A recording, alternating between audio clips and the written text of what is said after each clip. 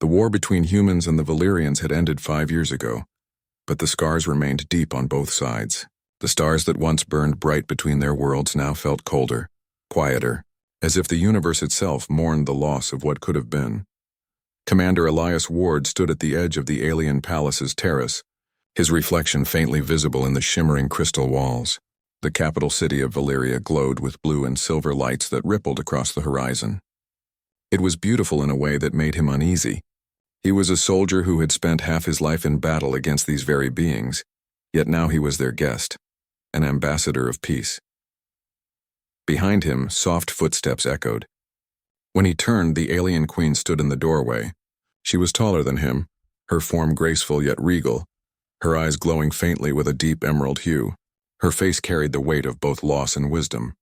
Though her appearance was otherworldly, her expression was unmistakably human in its sorrow. "Commander Ward," she said softly, her voice smooth like wind through glass. "You do not sleep." Elias gave a faint, tired smile. "I stopped sleeping easily years ago, Your Majesty." She stepped closer, her long robe brushing lightly against the floor. The air seemed to hum around her presence. "My people still whisper about the human who fought without hate," she said. "They find it strange that the one who killed so many now stands as our ally." "I wish I hadn't needed to," he replied.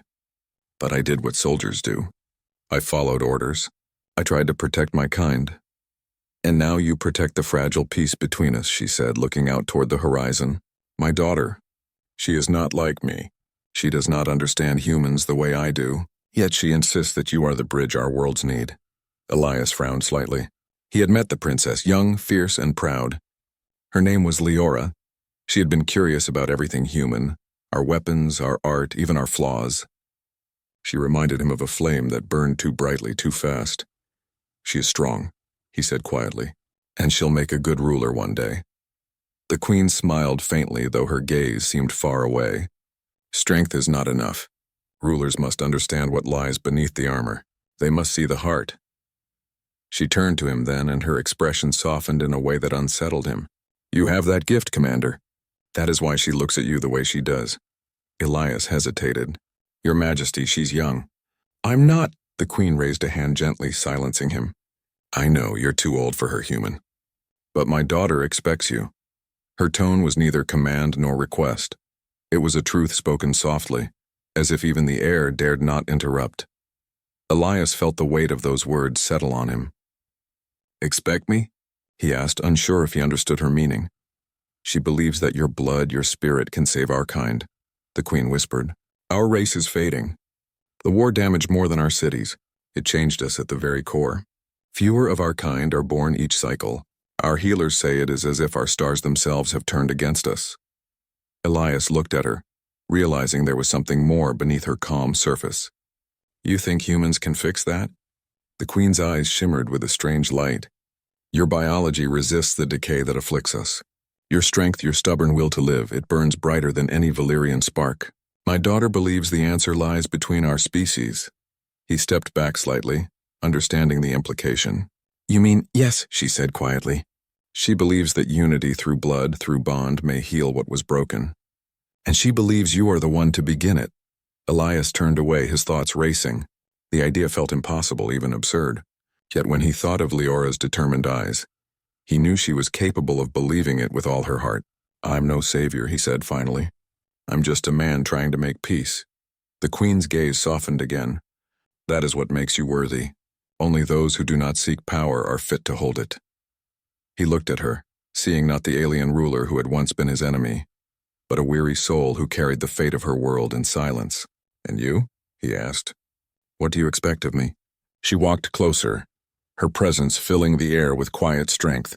"I expect you to be honest. I expect you to see my daughter not as a mission, but as a life in need of hope. And I expect you to remember that peace is not built by treaties. It is built by hearts that dare to trust again." Her words lingered in the air. The hum of distant ships echoed through the night, and for a long moment neither of them spoke. The following days passed in a blur of ceremonies and council meetings. Elias found himself drawn into the rhythms of Valyrian life. The glow of their gardens, the crystal towers that sang with energy, the way the air carried the faint sound of harmonics when one spoke. But most of all, he found himself drawn to Leora. The princess met him often, sometimes in the grand hall, sometimes in the quiet sanctuary gardens. She asked endless questions about Earth, its oceans, its history, its people. He told her about the way sunlight felt on human skin, about rain, about the smell of forest after a storm. She listened with a wonder that reminded him of his own youth. One evening she stood beside him on the balcony where her mother had once spoken. "My mother thinks you are afraid," she said softly. "Of what?" "Of feeling," she replied. "Of what happens if you let yourself belong here." Elias stared out at the endless sky. "I don't belong anywhere anymore," he admitted. "Not among my people, not among yours." She turned to him, her eyes shimmering. "You belong wherever you choose to stand. That is what makes humans different. You are not bound by the stars you were born under." Her words stayed with him long after she left. Weeks turned to months. Slowly, a fragile understanding grew between human and Valyrian. Trade ships began to cross the void again. Soldiers became teachers and enemies became neighbors. And yet beneath the surface of peace, something deeper stirred. A quiet bond between the human commander and the alien princess. One night, during the festival of renewal, the queen called him once more to her chamber. The room glowed with soft, shifting light. "The time has come," she said. "You have given us hope, Elias Ward. But hope alone cannot save us. My daughter must lead soon, and she wishes for you to stand beside her when she does." Elias's heart tightened. "You mean as an advisor?" The queen looked at him for a long moment, then shook her head slightly. "No, as her bond." He froze, understanding now the weight behind her earlier words. "Your Majesty, I can't. I'm human. She's your heir. I can't take that from her." The queen stepped forward, her expression gentle yet resolute. "You are not taking anything. You are giving her something neither I nor this world could. Understanding, compassion, balance. My people are proud, but pride will not save us." He looked into her eyes and saw not command but plea. "And what about you?" he asked quietly. "You would give your daughter to a man who was once your enemy?" Her lips curved faintly, almost in sorrow. "I have lived too long to see enemies. I see only those who can heal what time has broken. You are one of them." The silence between them was filled with 1,000 unspoken things.